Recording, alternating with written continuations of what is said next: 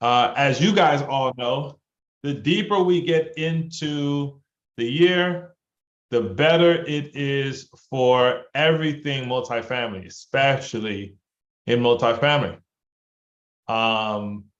I don't know how many people here right now are actively calling and talking to brokers. Just like raise your hand if you got your camera or put it in the chat.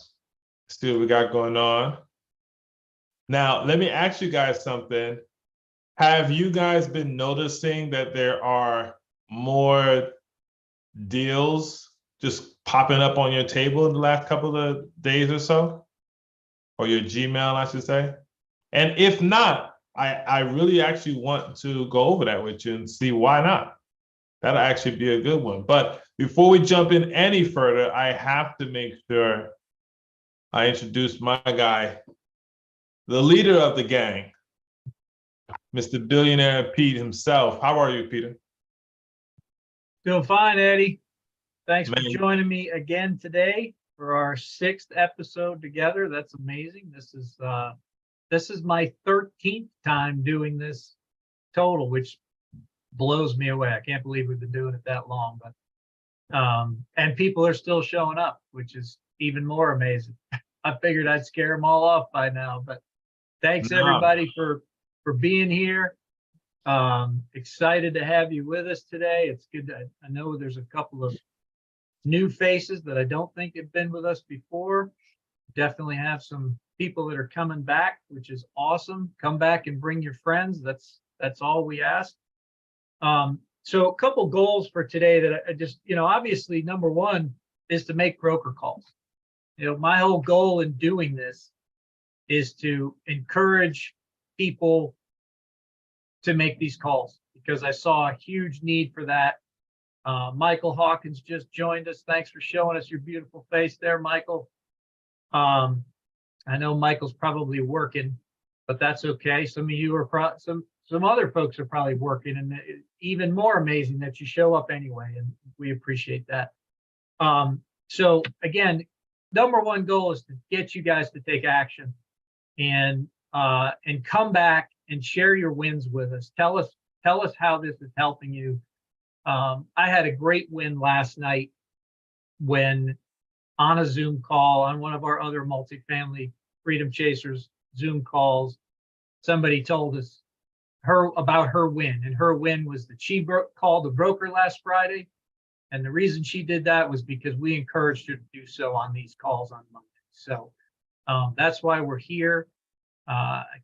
People keep pouring in, and that just is amazing to see. Thanks for being here. Thanks for coming back. The other goal is to network with each other, right? You've got your names in the chat. I see that. Put your phone number in there if you can. If you want to connect on Instagram, put your Instagram handle. Just this is for you guys. This isn't for me, right? This is for all of you guys to get to know each other, and then beyond that, to get known. Right? Participate in this call. Bring broker names and numbers with you. Make those dials. We want to hear you have some of these phone calls. And if you're afraid to do it, raise your hand. Let's talk about it, right? Let's talk through that right here on this call. Everybody in this room is here to encourage everybody else. I can promise you. We're not going to have one person in this room that isn't going to encourage you to take action. And if somebody does show up who isn't encouraging, we're going to kick them out. So I can assure you of that. But that's really all I had to start with. Eddie, if you can take it back over, I'll start to make phone calls right away. Again, I don't have any scheduled this week. I'm continuing to try to get some scheduled during this time. That's not always the easiest thing to do, but whether we have them scheduled or not, we're going to make calls. And I would encourage you. In fact, Alicia, I think you were weren't you the one who said last night that you made calls because of this call? Yeah, and I made some more this morning, and I actually just got a call back right before, which is why I was late. Awesome. You want to share with us how that call went? Sure. Yeah. So I originally left a message a little while ago. And this was for a property in the Houston area. And so I just asked him what the story was behind the property, just because when I receive a phone call, I get a little flustered until I can like ground myself on, which property we're talking about. That's a great question. It's my favorite question. Awesome. Yeah. So from there, it was actually a short conversation because did we lose her? It looks like she's frozen. Yeah. If it's your internet, Oh, I think she's oh, coming there you back. go. You're back. Okay, you were frozen for like a good 10 seconds.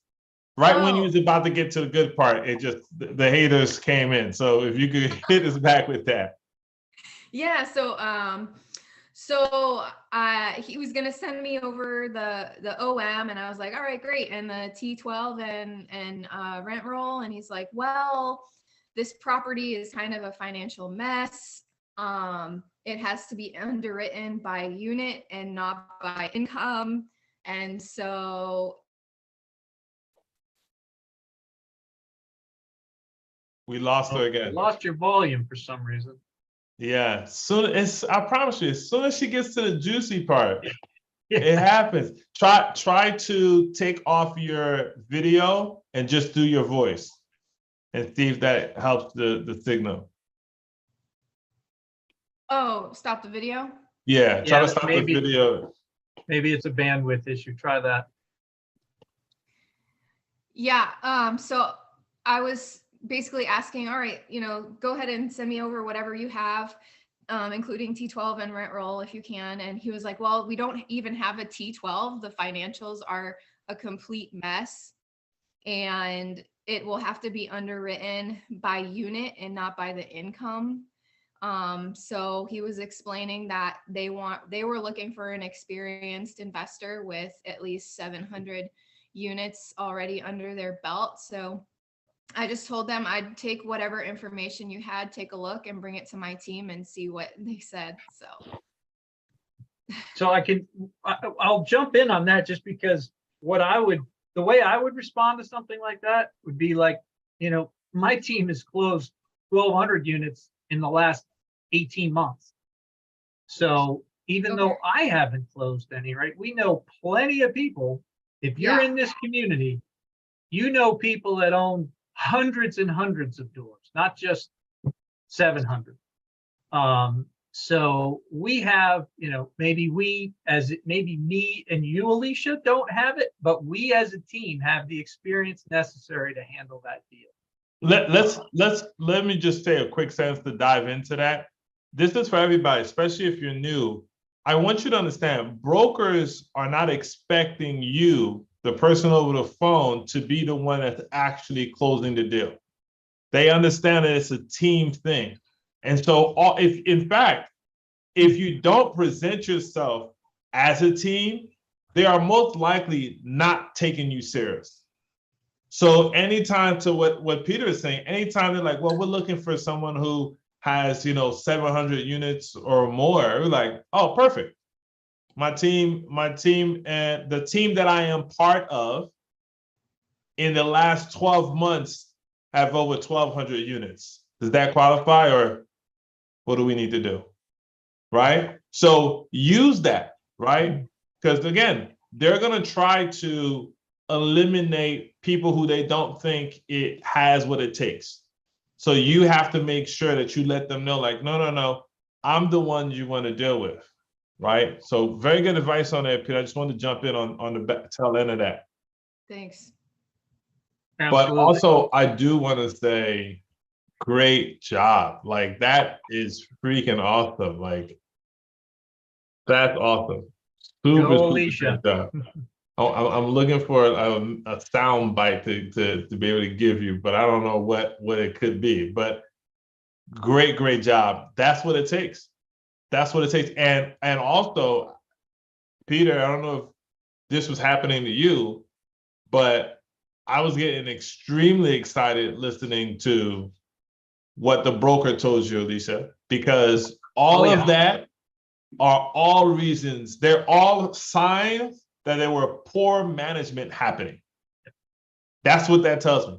There's poor management happening, which means if there's poor management taking place, that essentially means they're dying to have someone come take this over. And for us, all that equates is discounts. Most people will look at it and be like, oh, it's not a good deal. They think it's trash, right? Oh, get rid of this one. It's not good. But in all actuality, it's one of the best things that you can actually have. A person that can send a deal like that or have a deal like that, yeah, give me as much as you can. There was I'm not sure, I think Peter, you know this, there was a guy who brought a deal and the sellers didn't even have, you see how you're educated enough, Alicia, to ask for the T12 and the rent rolls, and they literally had a yellow pad that day they were writing down who's in apartment 1, who's in apartment 2, how much they pay. That's the extent of their like bookkeeping. Needless to say, that was an amazing deal for my friend. They brought that thing basically pennies on the dollar because of all the mismanagement. So those are the signs that you want to be able to get a hold of. So they're gonna send you all that information, and then what did they say? Did they be sending it out today? I'm not sure when, hopefully today. Okay, what I would do is send an email over to him, and this is just more so of a follow-up email, right? So it's like, hey, just wanted to reach back out. It was great speaking with you. Glad we got a chance to connect. Looking forward to us being able to do several deals in the future together. If you have any other questions or anything, please let me know. Also, if you could give me some insight, anything would help. Let me know when you can send over the rest of the details. That way you can stay top of mind and also do the follow. And I recommend that for everybody. Even if you talk to a broker and they didn't have a deal for you, follow up with the email. Very professional. It gives you everything that you need. And listen, if you don't know what to say, I'm going to show you guys something extremely simple that you can use to help you with that. But super, super proud of you. Keep going. When you get that information, if you can, come to the show tomorrow night and we'll underwrite it. All right, we'll get that thing popping. I'm seeing a bunch of activity in the chat. Appreciate you guys. Sean says he met with the second largest broker in my area and they wanted me to list my stuff instead of selling me their listings. That's awesome. That is awesome. So what you're going to start realizing and recognizing, just like almost everybody else, is there's a bunch of different brokers you can talk to, but in each market, there's like 5 that run the whole thing. Like in Texas, for example, I know this for a fact, there are 5, this is all of Texas, by the way. There are 5 main brokers that essentially get all the deals. They've been in it longer, they have the right relationships, et cetera, et cetera. All right. So you want to make sure you're making those connections. And this is also why you don't want to necessarily piss anybody off, right? You don't want to get on anybody's bad side because like high school, they talk, right? And what do you think happens when they all meet up for their like monthly dinner? They're like, man, did you guys hear, did you guys have any crazy stories? Oh, there's this guy named Jake. Man, it's the worst. Oh, wait, I had a Jake call me too. Now Jake is blackballed by like the top 5 brokers. He got to go shop in a new market, right? We don't want that. Jake, do we want that? Is that what we want? No, we want to be able to lead with value. And so we'll go over that again tonight. My guy Jake just, bless you, baby. My guy Jake just put his information in. That's the other thing I was going to have you do. But first, follow the advice of Peter. Look at his name. You see he changed his name and it says Peter, says where he's at, says what he does, and it gives his phone number. change your name so that it says that. It's super, super important, guys. I'm trying to help you all do business with each other. So Phil, I see you with your hands up. I'm bringing you up to the stage to speak with us. But it's super, super important for you guys to be able to do that, because if I have a deal, okay, and let's say that deal is in, let's see, Texas. Well, I can just be on this in this Zoom and I can say, man, I got this deal that literally just came in. Oh, wait, Grant's in Texas. How do I know that? Well, he put it in this thing. It says here, Grant's in Texas. Here's his phone number. I can reach out to Grant. Now we can partner on something. All right. So we want to make sure that you are doing that. And then in addition to that, when you're in the chat, you want to put all your connections, right? So you see, I just put mine. I got my email, phone number, you know, what my superpower is. And then I put what I'm looking for, right? The areas that I'm looking for. As you guys all know, I'm looking for multifamily. We're doing, you know, anything that's 100 units and up, but we're also looking at smaller units. I'm looking at anything 100 units and down as well. Just depends on what market it is. And those are my main markets there.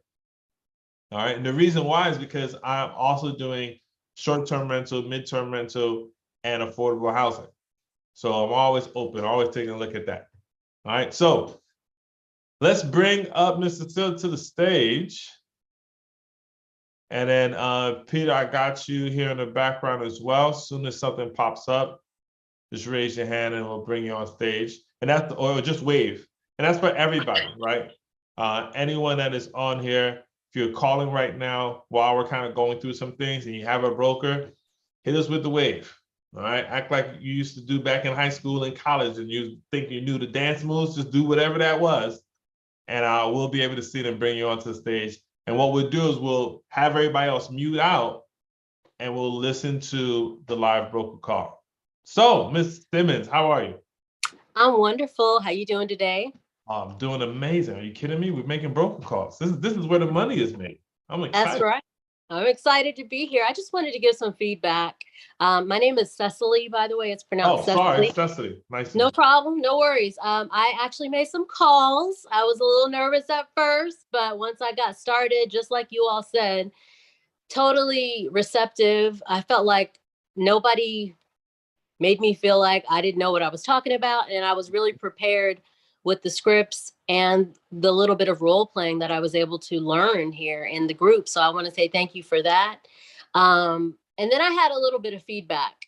Most of the calls that I made, people were either they just sold their properties where they had like assumable financing. They didn't really have anything that met the criteria for the buy box that I was providing, because I was sourcing with the buy box that I got from y'all in the group, because I want to, you know, bring properties to the group. So that was kind of leading with that first and foremost. But I did use that, like you just said, as an opportunity, if they didn't have anything at the moment, to leave my information, to kind of get on their list and in their pipeline for if any off-market deals came up in the future that did meet that. People were really receptive to having me follow up with them. And then I also had two other little situations that were kind of, I didn't really know how to handle. One of them, I asked for the T12, the rent rolls, the P&L. And he was really like, yeah, I'll send that over to you. But he sent me something like a operating statement or something like that.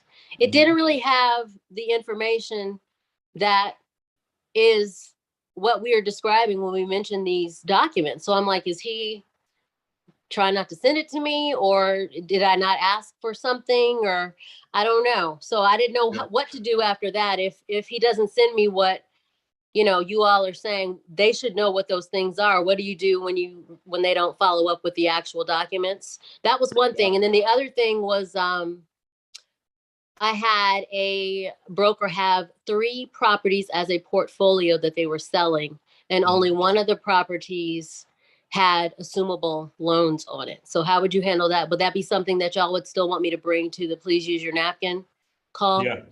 Okay. So first of all, love the impact and the energy and like going out there and just, you know, kicking ass and taking names and figuring it out on the way. Because believe it or not, on the contrary to what other people may believe, everyone that we look up to now that are doing it or has been doing it, guess what? They started the same way, right? It was just failing forward. And I can promise you, in this market that we're in right now, the faster you fell forward, the quicker you will accomplish your goals and dreams. It's just, it is what it is. Don't feel some type of way. Don't think, oh my gosh, now everybody knows that I messed up on this call. Listen, you messed up on the call like you're doing right now, right? Get your experience from it. So, okay, here's what I can do better. Boom, move on, right? Or you record the call, you send it over to us, we take a listen. Here's what you could do better. Boom, now you apply, right? So kudos to you on that. Now, so here's what I would say. The first thing is if someone says, okay, yeah, I'll send you the information, and they email you something, you're like, what the hell is this? Reach back out to the broker. The secret to this, guys, if you ever get in a position where you're just like, I don't know if they sent me the right thing, or I don't, you can do two things. The first thing you could do is you can call and say, hey, listen, I saw you sent me this other document. Wasn't really sure what you wanted me to do with it. I thought you were going to send me over the T12s and this and the third, right? Now, they may be like, oh, I totally made a mistake. I'm sorry, let me shoot it over to you, right? Or they can be like, oh, well, that's what we normally do with everybody. I thought you should know that, right? And this is where you get in front. This is the second thing you can do. You get in front of it. You say, okay, listen, I totally apologize. I'm the newest member on my team, and I'm in charge of building relationships with brokers and reaching out to brokers. So thank you for sharing that with me. So what exactly do you need from me on the form so I can send back to you so you can get me what I need to bring back to my team, right? There's never a situation that you're going to be in that either being upfront and say, hey, this isn't what I asked you for. Can you send me what I asked you for? Or just say, hey, I'm pretty new on my team. Could you give me some advice? Like what exactly am I supposed to do with what you sent me? Right? And I'm telling you, especially if you're dealing with a broker who's been doing this for some time, when they hear you say that you're new and you're on a team and they see you're taking action, etc., they will like just grab you and put you under their wing and just start pouring into you, giving you game. Or, just to be 100% honest with you guys, or they're gonna be like, I don't got time to baby a newbie. And that's good too, because you don't necessarily want to deal with somebody who has that temperament, right? Like, that's fine. That's not the only broker. Just say, hey, listen, totally understand. Not a problem, thank you. And then move on to the next broker, right? So that's the first thing. The second thing is answering the portfolio. Yes, you can bring a portfolio. Now, personally, when I look at portfolios, I tend to still look at the deals separately, because a lot of times what people try to do is they'll have two good deals and one horrible deal, and they take the horrible deal, put it in the middle, and be like, yeah, this is a jackpot. You're like, well, let me see. I like to underwrite each unit, or each separately, and then collectively, let me see if it all makes sense, right? So that way I can catch whatever they might be trying to hide. Now, sometimes they're not. Sometimes the seller's just like, look, if I'm gonna sell one, I'm gonna sell all at the same time. Just give me a big paycheck, right? Which is cool, not a problem. But a broker's job is to sell the properties, and their client is not you, but it is their seller.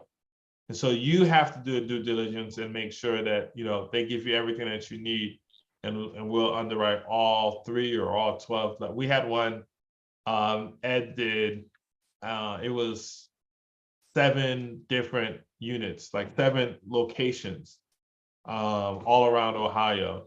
And that was a headache, right? But out of that, we found only 3 of them were actually worth buying. So it got to the point now where it was like, do we really want to buy 7 in order to make something work, even though we know 4 of them would be more of a headache than we really want, right? So we reached out to the broker and say, listen, we're not really interested in all 7. Can we buy 3? And what do you know? They were like, well, yeah, send us an offer for the 3 that you want. Why is that? Because they know that they were trying to like put the trash stuff in with they were just hoping somebody would just buy all of them. But in this space, in this game, in negotiating, if you don't ask, You are definitely not getting. Right? You got to be okay with asking and understand. Listen, this is just part of it. It's not being aggressive or, like, why you need to know that? Because I'm about to spend millions of dollars, right? Like, I'm sure if you were going to spend millions of dollars, you would want to know those things too. All right. Does that answer that for you? Very, very well. Thank you. Thank you so Awesome. much. Good. Yeah. So stay on top of that, get those details. And then as soon as you get in tomorrow night, raise your hand so you can be one of the first people we can bring onto the stage. Okay. Thank you. Awesome. No problem. My guy, Michael, what's up, bro?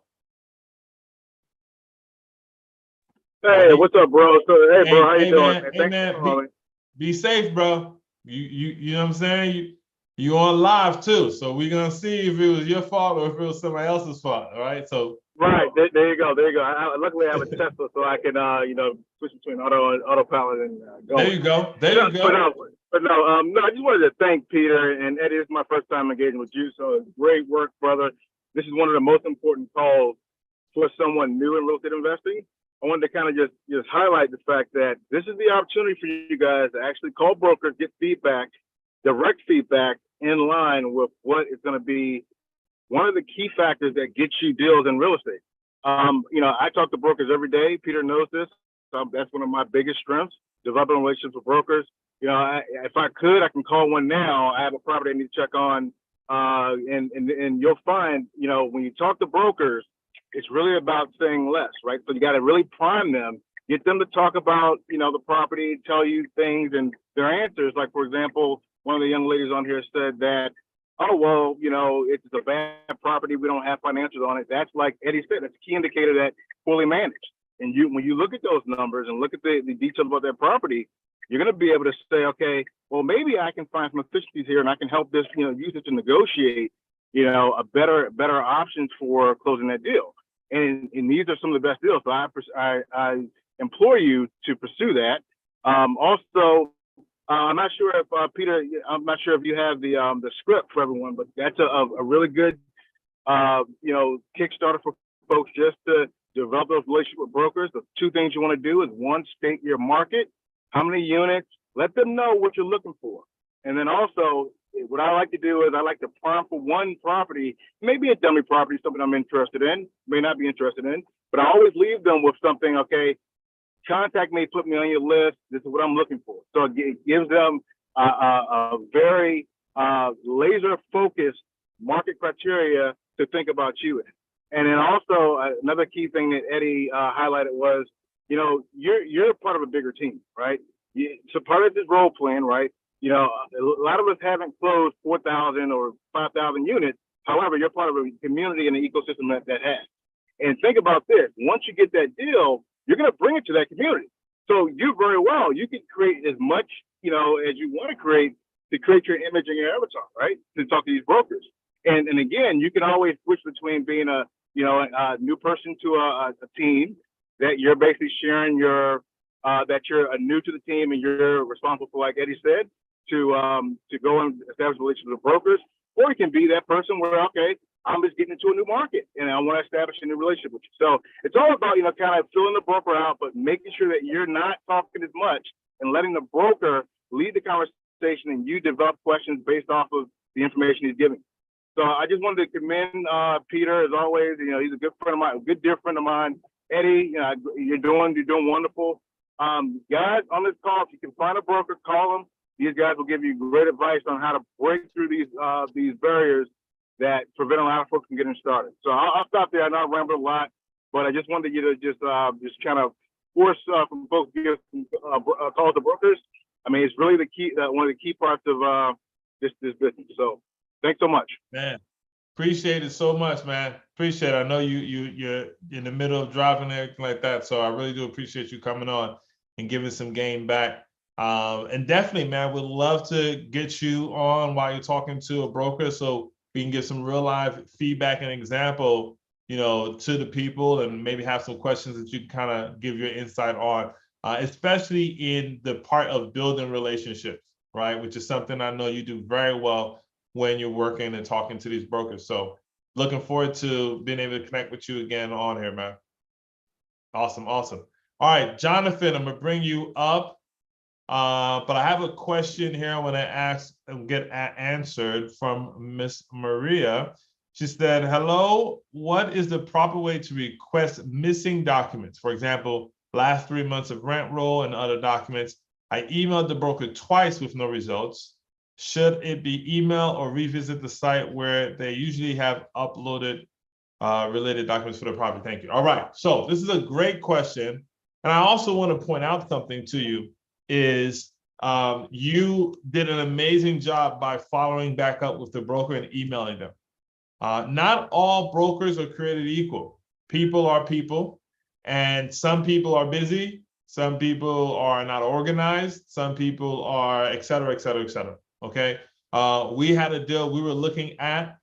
We must have reached out to this broker probably 9 times, and the brokers still have not reached back out. Now, why is that? Well, we don't know, but there's a lot of different variables that could take place. The seller might be pulling back out, and so therefore everything's kind of like a standstill right now. And so the broker doesn't want to necessarily scare any potential buyers away. So if I don't answer the phone and we don't have to have that conversation, you never have to find out, right?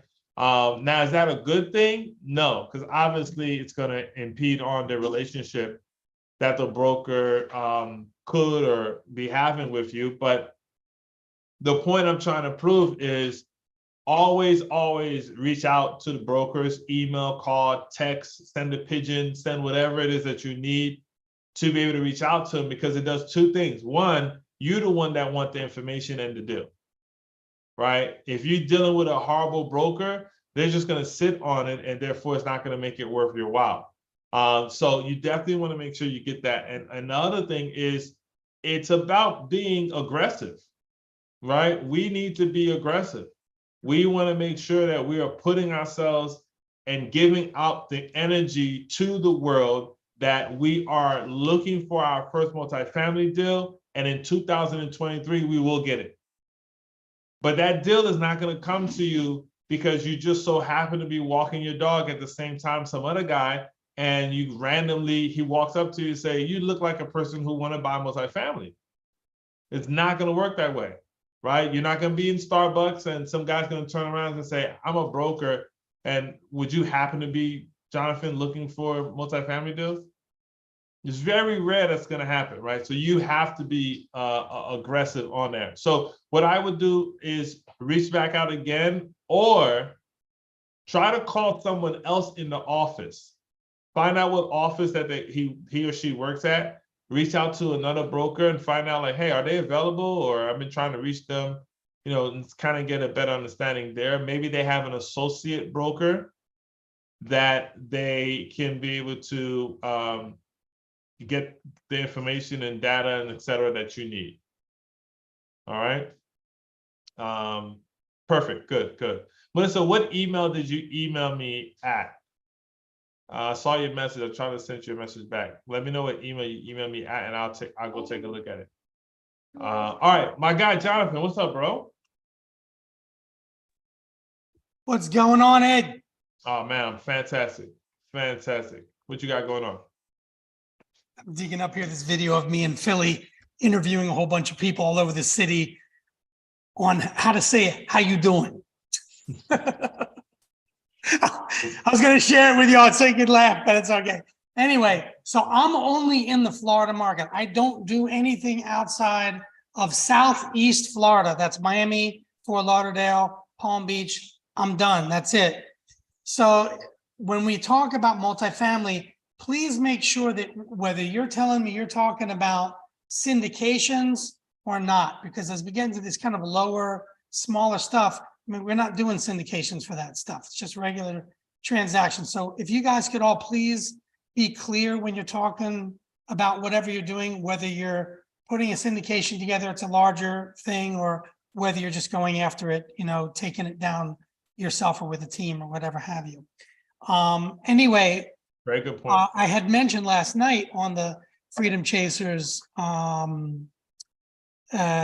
evening session that I am fine. I have been I have a great commercial broker. He's beyond great. He knows everything. He knows everyone And his opinion is that, at least for the larger stuff, the syndicatable stuff, that the competition is just too much, and that you're going to have to wait to see any kind of significant return, and it's just a matter of it there being demand. So what am I doing? So I'm just kind of adjusting what I'm doing. So now I'm looking at, okay, let me look at 8 to 30 units. Let me look at some smaller stuff, Little Havana, like what they were doing in North Philly and stuff like this, like Yep. Little Havana and parts of West Kendall and whatever have different, alternative places.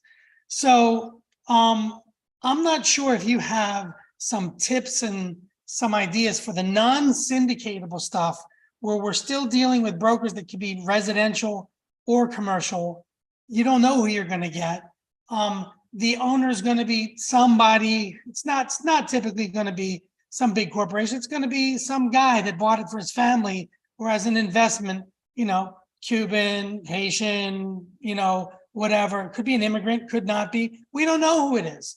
But they're just regular. They're going to be, the target market is regular people, is my point, right? Yeah. So I wanted to ask as we focus on these different things, syndicatable versus not, let's look at the non-syndicatable. I'm just interested in to hear what your experiences are, if you're approaching it differently, some suggestions you might have, because I'm on the hunt for that. Perfect. So I honestly think, Jonathan, that is a very, very smart play. I know a lot of people are in the 100+ space right now, and that's great, especially if you're part of a team. But one of the most smart, even with, my team this morning, we were talking and we were like, hey, let's focus on, 70 units, 80 units and under, right? And why is that? Because right now, you are going to have a lot more sellers, the mom and pops, who may be interested in selling and will be more inclined to sell creatively. And even if they're not necessarily there yet, like, yes, send me the contract, it's a great time to start the conversation and build the relationship, right? When you are doing, how many people here are coming from the single family space? If you have your camera on, just wave your hand. If not, just type in here, I am. All right, so all people who have the camera on, this is almost like half of you guys. All right, comments are coming in. Okay, so it's quite a few. So here's one of the things. Oh my gosh, Angie is in here. What's up, Angie? Here's one of the things that I want to make sure that we make clear. When you're coming from the single family space, it's very transactional, right? Like, here's my house, sell it, and then poof, be gone, right? It's pretty much nothing else. It's sometimes you may have some investors who may have, 1, 2, 3, 4, 5 more, right? And so that ends up being a thing. But when you're dealing with people who have 10 units and 15 20 units somewhere, or et cetera, those individuals oftentimes brought more than just that one. So maybe they don't have 100+ collectively, but they may have 20 right here, 10 over here, a 9 unit in some strange place or whatever like that. And in fact, I have a very good friend of mine who recently connected with a mom and pop seller, the same type of house that is a 20 unit. He told the guy what he was looking to do. The guy was already working and looking to start to exit, right? He's getting ready to start selling everything off. He said, here's what I'm going to do. I'm going to walk you through buying this first one from me. I'm going to sell you my first one. I'll walk you through it. And if you show me you can manage it, in another year, I will start selling you another one of my properties each and every year.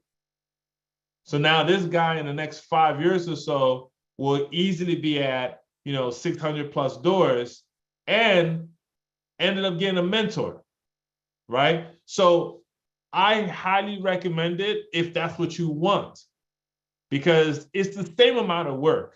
I want to make sure I make that clear. Like, if you go and you're part of a team and you get 100+ doors on one sit, or you get a 20 door over here in Georgia, you still gonna work the same. It's not like you're not doing less work because you have a 20 door than a 100 door. All right. So it's still the same work. It's probably gonna be less money because obviously it's not as many doors, but it's definitely a way to go. And you can either do it by reaching out to brokers, which is great. Like Jonathan was saying, I think reaching out to both commercial and residential brokers is smart because a lot of that is going to be on the residential side. But also go to PropStream, go to Crexy, pull these lists, skip trace them, and reach out directly to the mom and pops. The difference here is the mom and pop that you called that own the multifamily, I can almost guarantee you'll be the first person that called them today. They're not getting bombarded by a bunch of text messages and phone calls and et cetera, et cetera. But you have to make sure that you are leading with value always, and you are trying to build a relationship, because they're not going to sell you their home, because this is direct to seller. They're not going to sell you their multifamily units to some random person that called them on a Monday at 3 o'clock. It's just not going to happen, right? But is it valid? Is it a really good source, especially in the market that we're in? 1000%, Jonathan. Especially because you're so niche in your marketing. I honestly would probably tell you, don't even waste time with the 100+. Go straight for where you're at right now, what you're trying to go for. Reach out to commercial brokers, reach out to residential, reach out to PropStream, and Crexy it's another website that allows you to be able to pull data, and you can actually target your data. So Crexy to me is like, it's the same thing as PropStream, but just for commercial properties. So you can actually go in, pull a criteria in a particular location like you want, John, and get a list of all the multifamily that may be corporate or just maybe, believe it or not, there are some multifamily owners that don't even have it in the LLC. That's how long ago they brought the property, right? So first of all, one, ring chicken dinner, right? Just skip trace that bad boy and call them today. But also that just goes to show you how long they've had the property, and they might be ready to exit. A lot of times people think, well, no, they probably want to push it on to their family. A lot of times the family members do not want it. The kids do not want to deal with it, right? They've seen mom and dad become successful, but they knew how much work it took, firsthand experience, and they don't want to do that. What was Crexy? Crexy? How do you spell that? Is it Crexy? I think Ed just came in. Ed, are you here? I know Ed has some. Because there's another one called. Yeah, I've been here. CREXI, There Crexy.com. Oops, I'm sending it to one person. Oh, I think I know what this is. CR. Well, the chat kind of did it for me. There you go. So you can go Crexy, there. yeah. Crexy, that's like another listing engine. Yep. And you could. I mean, there's a bunch of these things that's out here, right? Privy is also good. Yeah, it's like LoopNet, but I think it might be a little bit better, to be honest with you. There's another one that does. Have you heard of Vizda? I haven't. Ed, have you heard that one? I'm gonna put this in here. Vizda will give you.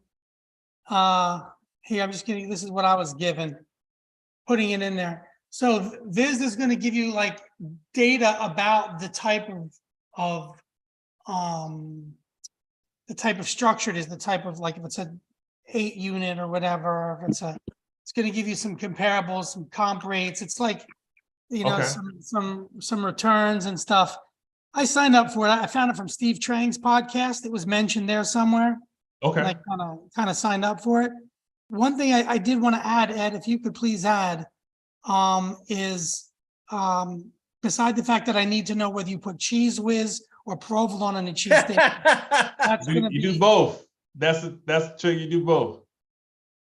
You're full of shit. Anyway, what I want to know is, what are some of the things that cause some of these owners, and I mean things that you might not think of, that cause these owners to want to sell? Like maybe they refinanced and now something's up, or there's a loan ballooning, these kind of things. What are some of the things that are coming up for these smaller owners or even larger owners, beside that, beside I want to cash out my investor type stuff? Like So this is a really good question, right? And it goes into understanding the mindset of a particular seller. I actually want to get Ed's take on it and Michael's, because I know they have a lot of feedback on that too. But I'll jump in real quick. So, and I'll just say one so that I don't mess around and say what they might say by accident. A lot of times, believe it or not, this is gonna sound wild, but a lot of times people are just tired of making money. Like, think of it like this. You were in your 20s when you bought this multifamily unit. You've paid it off completely. You've done all the work. You paid it off completely. It's been giving you money, and to the point where you forgot sometimes that you own the thing, right? You want to pass it on to your kids, but your kids don't care for it or whatever like that. And so for you, it's like, listen, I would rather just sell it to somebody else, maybe who's young and hungry and wants to do all the special stuff. I'll just take my money, I'll just go on the island somewhere, or I'll just put it into, whatever. Like you don't typically have that in single family because it's not a significant amount of money when they sell. So you're saying that the driving force is that they want to do something else with their money. That's the force. Yeah. They want to do something else with their money. Right now, I know Ed and Michael's going to have some other stuff to be able to add on, but yes, Sean just said it. Remember, all the baby boomers are retiring. Their kids don't want the responsibilities of these properties. So it's really like, okay, what are we going to do? Do we keep this? Because here's the other thing too, right? Well, let's just keep it. Let's just keep it and keep making money. Well, liability still falls on them. If I just want to be like free of mine, like pay me my $100 million, and I don't have to worry about that. I just got the money sitting in a bank account. Most people, when they're at that age and they've been doing it for so long, they actually rather that than the stage that we're all in right now, which is acquiring assets. Right? They've done that for so long. They're like, now it's time to be the bank, essentially, right? Like I always say, I was talking to my kids the other day, and I was like, who wins in the game of Monopoly? And it was like the person that has all the property at the end. No, they don't. That's not the winner. The winner is the bank. As soon as the game starts, the game technically was over because the bank is the one who has the most money. And when you need a loan to buy property, you go to the bank. And when somebody goes bankrupt, the bank is who collects the money. So the goal of all this investing and everything like that is also to be able to have capital that you can now pour into making more money for you. And some of these individuals are going to be at that stage where they're like, look, let me take $100 million and give it to BlackRock. Let them worry about all that other stuff, right?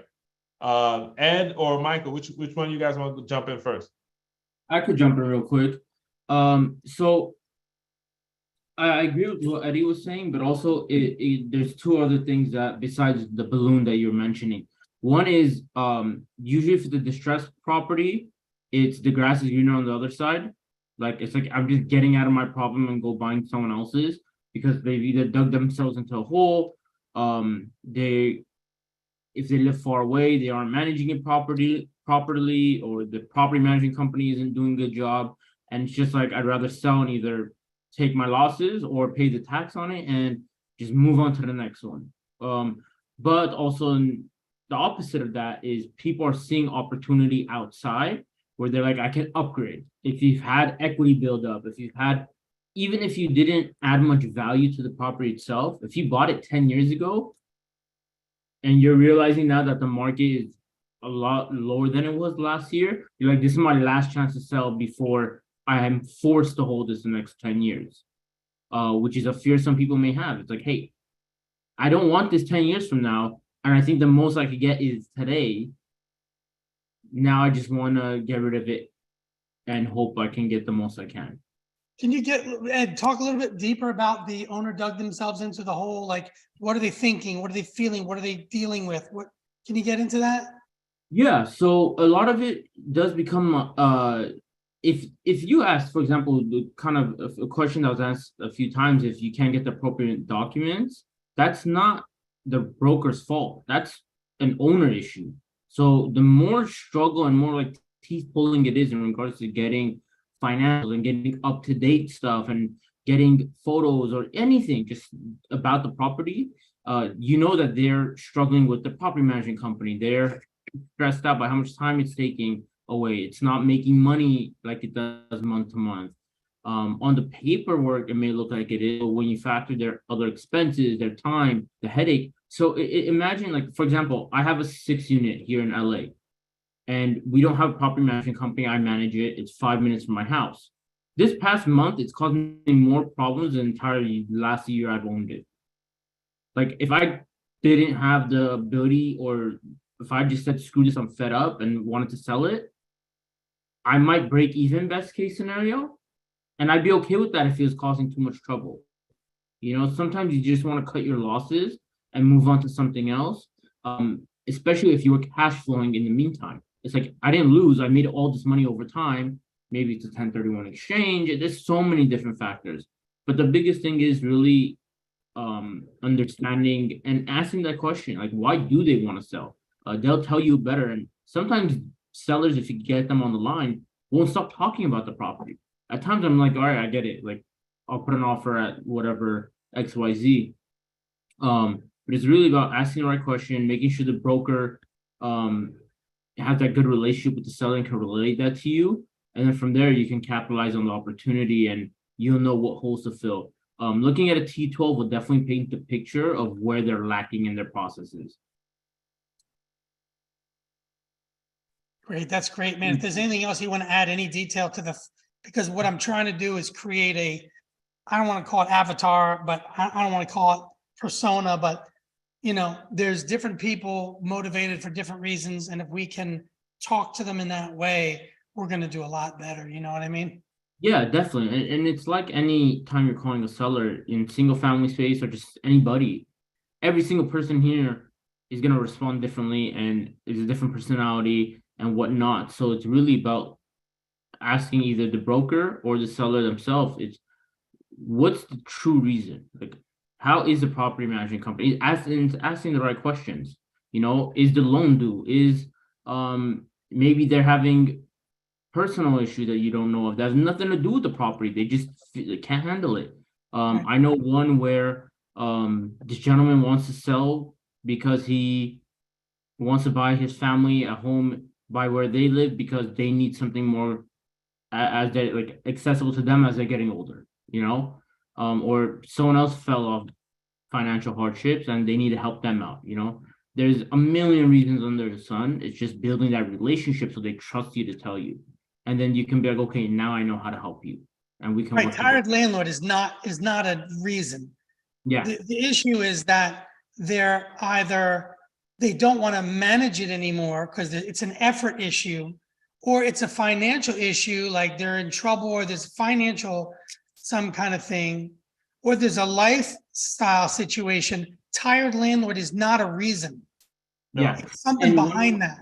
one more point, my last point on that is if a broker says they don't have to sell, I wouldn't hesitate to ask, then why'd you list it?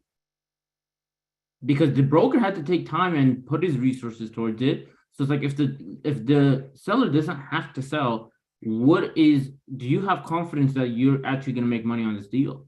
Like, I understand they may have a relationship, but it's like, hey, ask the question, like, okay, so why did they even think about putting it on the market? Like, you've gone far enough and thought far enough where it's like, I'm gonna put this on the market. I'm interested in listening to offers. So if someone tells you they don't have to sell, then why did they list it? If it's just a fish for offers, then best of luck. I'll follow up. You know, like, it's been on the market 4 months. Are they planning to change anything? Like, there's always a reason someone listed. It's just finding out what that reason is. Awesome. Thanks, my guy. Michael, did you have anything you want to add, or did we cover it? No, that was great by Edward. Edward, you laid it out pretty well, brother. Only thing I would add, I'll give you kind of a use case in my area. So, for example, market factors can also be a motivating factor for a seller, right? For example, there was I want to say 350 something odd unit property in Pentagon City. Everyone knows that Amazon is pretty much committed to Amazon headquarters 2 here in Virginia, the DC, Maryland, Virginia area. So, just like Edward laid out, they're just fishing for, they were market sellers. Then, with the idea of Amazon coming and boosting up the market, they're just fishing for, to see what they can get, right? So you'll see a lot of things. You'll also see one thing I don't think I heard mentioned, still partnerships, right? So you'll have folks who JV on deals, so joint venture on deals. The partners go in different directions, and then they're forced to sell. Also, a little deep dive into commercial brokerages. I'm kind of going fast through this because I'm driving, but I'm just my mind moves kind of fast. Commercial brokerages. So something Eddie said a while back. You have with these deals, these multifamily deals, commercial brokerages put whole teams behind these deals, right? So you'll have a lender side, you'll have the broker side marketing the deal. You'll have other folks that are working directly with the connect everything and make everything move smooth to closing, right? You got to think, these multi-million-dollar properties, they want to make sure that it gets to closing. So you'll see, and let's relate this back to motivating sellers. You'll see if, like, for example, say CBRE, one of the biggest commercial brokerages out there, if they're holding a note and they hold the note for a lot of properties, they see when these loans, if they're in distress zone, right? And what they'll do is they'll put it on a schedule and they'll say, okay, they'll go to the owner and they'll say, okay, let's work something out. Let's get this thing out there. So that can also be, an indicator. If you have a good relationship with a broker, you can help, work with them in that relationship and ask them what things do you see coming on the horizon, right? That may be distressed or, things that you're trying to get the sellers or your owners that own loans in your house are trying to get off the books. That's kind of like a pro tip right there, right? Because everyone knows this market is about to turn, and that's why I want to get ready. But if you have those relationships with brokers, you can kind of target them in that way, right? And that's really about getting those relationships and them trusting you to be able to go to closing behind a team, clean up their books because they know that these holders of these loans, will default, going in the future. So hopefully that helped. I just want to kind of give that perspective as well, because there's a lot of other ways that you can use these things to your advantage to approach brokers, approach sellers directly. So I'll stop there, and if anyone has any questions, I'll wait for those. Mike, can you talk a little bit about, like you said, that there was a place where you can find out what the statuses of certain loans? I mean, is that like something in an attorney's office, like Fidelity or something, or who has that? Because I'll team up with them. You can ask the brokers directly. So there's other ways. So there's services out there, Property Radar, I think is one. There's other ones that you have to pay for, but I would just ask the broker directly, right? They'll give you, sometimes they don't give you the accurate information, but they'll get you in the ballpark. And a lot of questions I ask is, what's the guidance? What's the debt on the property? These are kind of standard questions you ask them, right? And they give you if they really want to sell this property, they're going to get you as close to that as possible. And then when you get those T12s, rent rolls, other P&Ls that are associated with the property, you'll get a very accurate depiction of what the actual property's health status is for that loan. So, there's various other ways to do it, but I would approach from a multifaceted approach, and I would just ask the broker directly and then start to work from there. Awesome. Michael, thank you so much. Jonathan, thanks, man. I got that link. I'm going to check that thing out. I wanted to bring Peter up on here. If you guys are watching online, then you are just participating with us. But if you're on the Zoom, you're live in the studio and you get to really kind of go through everything and you get to see the chat. And Peter, you put something in the chat that I thought was really, really sharp. And this is what makes Pete billionaire Pete, right? Like, you can see how his mind operates. It's not just about the property or the prospect of one deal. Pete math is the best type of math. Okay, most people 1 + 1 is 2, and Peter's doing 1 times 1 is 11. So Pete, if you could break that down for us, that note that you just put in there, and explain how and why and when you would use that.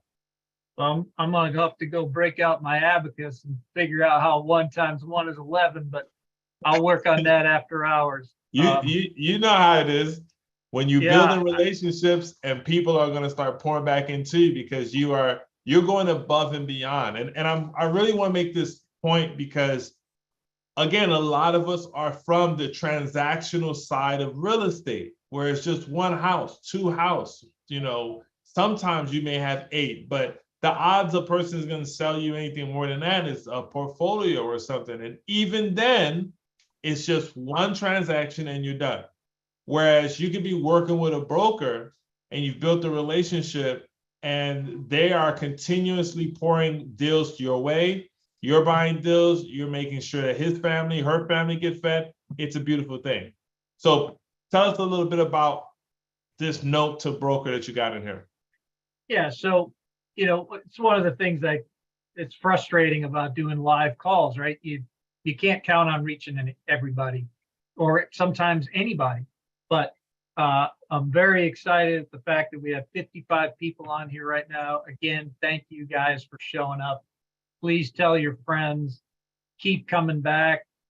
My friend Jose is joined us from his car. Be safe. Don't be looking at your phone, man. Stop looking at me.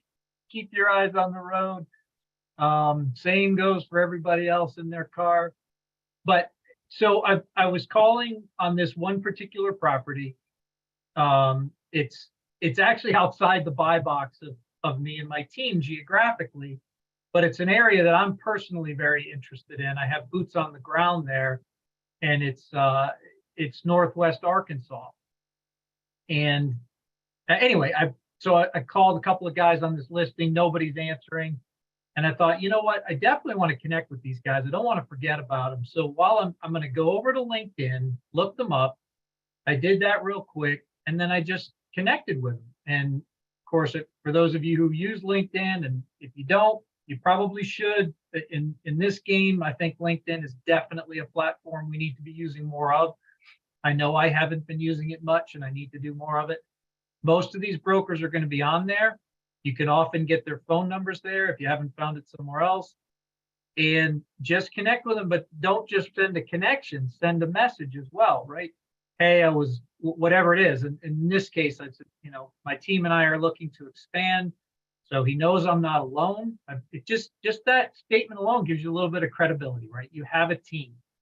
I thought I would connect with you in case you have off-market deals. So I still wanted to reach out to me about the one specific deal that's on market, but I want to plant that seed that, hey, I'm looking for off-market deals. And then I'll follow up with him. Turns out I was thinking he was in Arkansas, right? Because he's got a listing posted in Arkansas. Well, there's 3 guys on the listing. One's in Alabama, actually, and another one is in Tennessee. Tennessee is one of my primary markets. So I definitely want to reach out and connect to that guy. What it made me think of on this call, again, the whole reason we did it is to try to overcome fear of making these phone calls, right?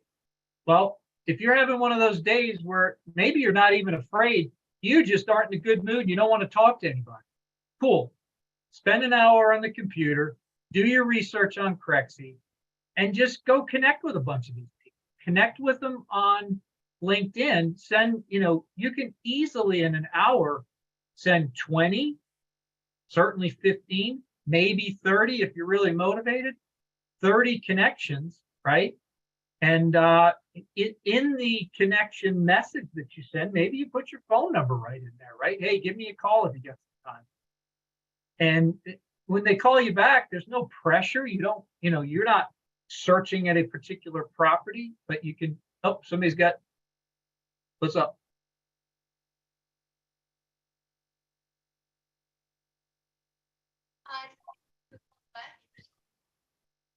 Hey, Nicole, how you doing? Good. I was actually just reaching out to you. I was doing my morning search and I saw a property. I'm just getting back to the office, I saw a property that you're representing over on 3751 Martin Luther King Drive. Yes, I have. Okay, is that still in play? Is that still available or no? It is? Okay, perfect, perfect. So I was reaching out. I'm here local. I know I have a 215 number. That's because my parents refused to leave Philadelphia. So, but but I am here in Atlanta. I have a team that we are looking to purchase some properties. And I saw this one. I like the area. I'm very familiar with it, but I wanted to get some more details, and I thought to just give you a quick call. Is the do you have a couple of minutes or no? I do. Okay, perfect. So is the whisper price on it is 180 per unit? Mr. Price, 60 million. Oh, it's 16. Okay, perfect. All right, so you put it down. 16 minutes. Do you guys already have a CFO set?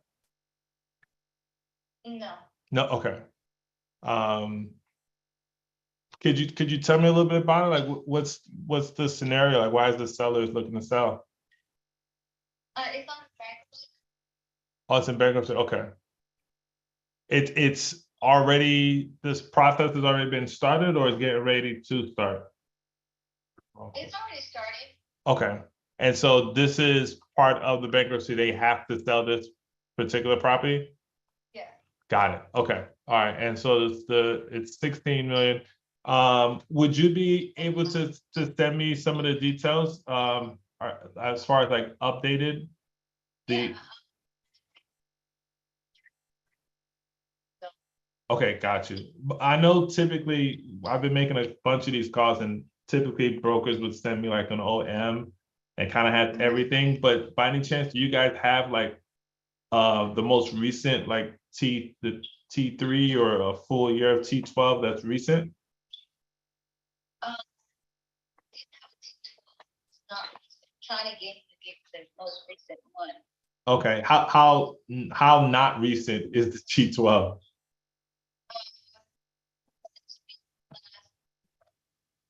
Last November. Okay, so it's not that bad.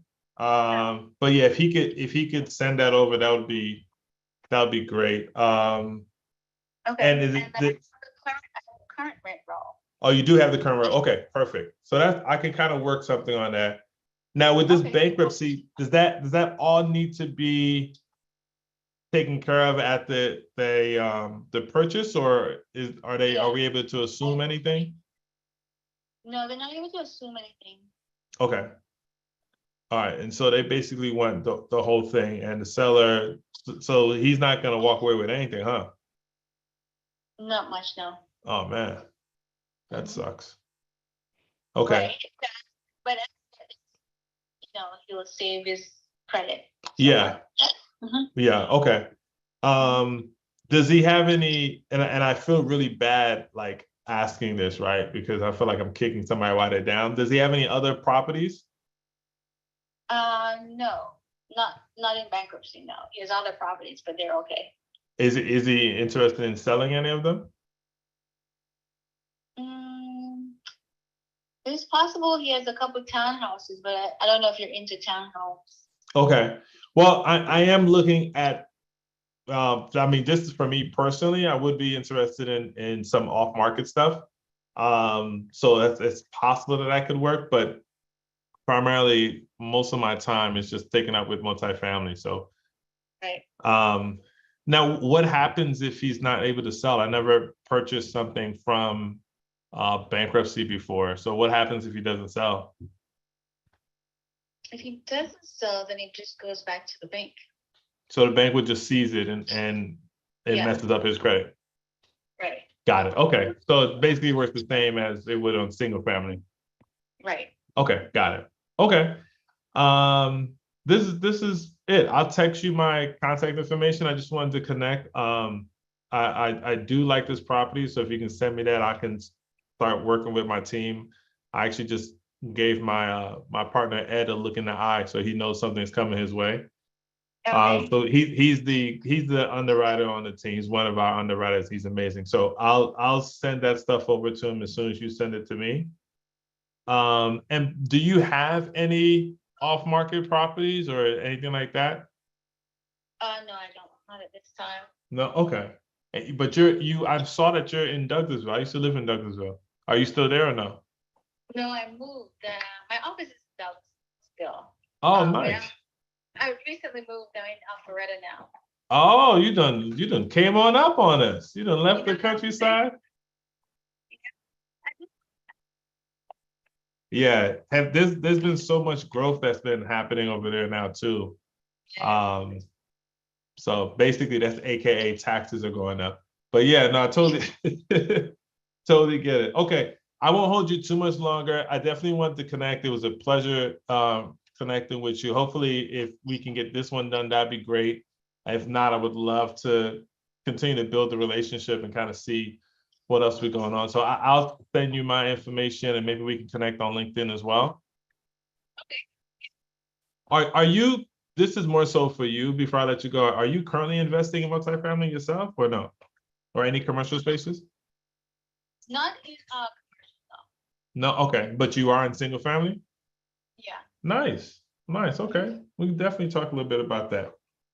Okay. All right. I know you are a busy woman and I so much appreciate your time. So I'm be looking forward to speaking with you soon. I'll text you in just a few minutes. All right. Okay. Bye-bye. Boom! All right. All right, so this will be my last week with y'all. Eddie has got the whole thing locked up. He's got the moderator job. He's got the call-in broker job, and I'm no longer needed here. So it's good to see you guys. Have a great week. We'll talk to you later. Pish posh. Pish posh. Listen, we Holy only switched. cow! We only That was switched awesome. because you were So you were teaching and I'm educating. gonna break that down a little bit. Yeah, let's do it. Ah, shoot! Did I lock up? I locked up. Unbelievable. I can hear you. Can you hear Peter? I can hear you. I think Peter probably just got off for a quick second. Am I coming back? Yeah, we you can- good? I don't think he can hear us. I don't think so either. I'll shoot him a message on the side. I didn't see it. I didn't see a part of the Request for package. information, request for more info on the LoopNet lead on LoopNet. You see the No, little box that says request for info. If you put your name and email in there and request, it'll save your information, and then they'll put you on our email blast. oh, so it's directly on And your then- website. And then my assistant will send you the offering book, with all the rent roll and everything. Okay. All right. So while I have you on the phone, real quick, if I can kind of ask you about the property, what do you like most about it? I know it's kind of 4 different properties. And so I'm familiar with the Northwest area since my mom grew up in Gary. So I kind of just want to get your highlights from. Yeah, man. Growing area still. Rents are skyrocketing. A lot of jobs, job growth. Industrial jobs, all different types of stuff. So definitely a nice spot. Okay. And what's the whisper price on this? It's listed at $5,250,000. Okay. Just wanted to confirm that. And do you guys have a formal CFO? Formal what? Call for offer? Sorry. Not really. No. Okay. You guys are just taking it as is? Yeah, exactly. Just kind of waiting for the right guy. I gotcha. Have you guys been getting a lot of activity on this here? Yeah, man, pretty active in the area. I've sold a lot of different complexes nearby. So, Okay. yeah, we got a few. We got offered and such. Just nothing's really matched up yet. I gotcha. So let me ask you this, Anthony, from your perspective, right? Because we don't know each other or anything of that nature. And I'm not sure if you worked with this seller before, but what's most important to the seller or the sellers for Price. these properties? Price. Okay. All right. Do you know is this a traditional or we're looking at something we could possibly assume in reference to their debt? No? Assume what? Their debt. He doesn't really have much debt to assume. Gotcha.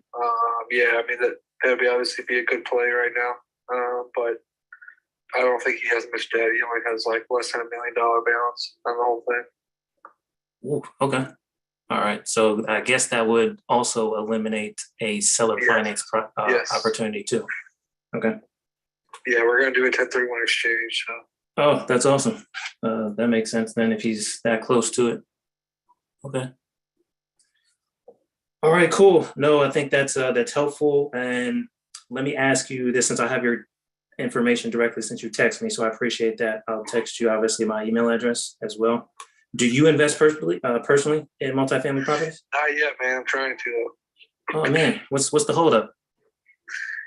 Money, man. You know, but now I got it, so now we're looking. Oh, there you go. That's awesome. That's awesome. Are you looking kind of in the Indiana area as well, or outside? Yeah, I live in Dyer, Oh, okay. so yeah, I've been looking, certain deals around there, but it's a lot of competition, man. You know, so Absolutely. So you are you looking for like the 40 units and up, or kind of what's your play? anything, man. I'll do a house. I don't even care right now. So. Hey, the market is changing in the buyer's favor, especially for single family. Yes, man, that's what everyone's saying, but I don't see it yet. So. It's coming, man. Trust me. I'm sure you probably pay attention to what's Definitely the happening. residential. I mean, I've seen the residential Yeah. as far as pricing, but I haven't seen the commercial really make a move yet. Yeah, absolutely. Okay. Yeah, I'll send. You want me to send over what we got going on, what we're looking for in terms of our buy box? Sure. And can you send me as well in return what you're looking for? I'm always, glad to help out where I can. Right. It's all about communication and all about relationships. So. Yeah, anything in Indiana, I'm interested in. Okay. All parts. Doesn't matter if it's south of Sure. Indianapolis. No, I love Indy. Okay. All right. Yeah, I used to live in Bloomington and work out in Bedford just after graduation. Oh So, yeah. yeah, Nice. I went to Purdue and it kicked my butt. So. Oh yeah. Yeah, man. Yeah, I went to Purdue Northwest there in Hammond. Okay. Yeah, I was out on West Lafayette main campus. Yeah, sure. So I'll say this: I don't miss the winters, but Where are you now? I'm down in Atlanta, Georgia. Nice. Yeah. So, all right. Well, hey, look, I know you're a busy man. So what do you do? You're investor? Yeah, so I'm an investor. I'm the new guy on the team, man. We primarily participate in the Southeast. We kind of just locked up a deal recently within Tennessee, so we're looking to expand within the Midwest, right? So Indiana, Ohio, more so Indiana is our focus right now. Trying to deploy capital as soon as possible. Okay, what do you guys have now? So right now we've kind of locked in like a 50 unit down there near the Memphis area. Mm-hmm. Yeah, cheap down there, huh? Mm-hmm. It's like 30 a door there. Hey, yeah, you got to work with the price point. So that's kind of what we're targeting, right? Exactly. Is taking advantage of those opportunities as they come. So. Yeah, well, we're at 100 for one bed, so I don't know, man. This deal. Hey, but it may not work on this deal, right? And I'll sign up, right, as you mentioned, to kind of do the quick napkin underwriting, but maybe future deals. And so if you have anything as well off market. Into that loop net. Oh yeah. That way it'll my company will save all your stuff. Yeah, absolutely. Okay. Do you have anything off market by chance? Not really, man. I'm looking to build a pipe right now. I gotta kind of close everything out at the end of last year. So. Okay. Well, hey, look. Looking to build right now. Don't lose my number. Lock me in. No. I appreciate it. I'll send over the information so I can kind of get a look at those financials, so we can do some quick napkin underwriting here. For sure. And we'll just stay in touch. Yeah, sounds great, man. All right. Thank you. I appreciate it. Bye. Bye. Let's go. Crushed it. On a roll today. Look at that smile, Man. I have a property for him. I got you, bro. But there you go. There you go, Ed. I have a 4-unit seller carry. Boom. See that? So and so the only thing I would have did differently, you killed everything. The only thing I would have did differently was I would have there's a point where you said what do you need, basically, whatever like that. Instead of saying, and then can you do it in return? Like if you find something, send it to me. Don't even mention that. So there's a law of is a cognitive bias. That's called the law of reciprocity. There you go. I always mispronounce the word, right? And essentially, it's like if you're walking and you hold the door open for the first set of door open for somebody else, once they pass you, they're gonna say thank you. And 9 times out of 10, they're gonna want to hold the door open for you. It's just naturally what human beings go through, right? So if you always lead with your value, there's a good chance he finds a deal, he's gonna send it back to you. That's the only small, like really nitpicking, like Eddie's being a jerk, he killed that call. That's the only thing that I would have changed, right? But even better is Ed finding you a deal.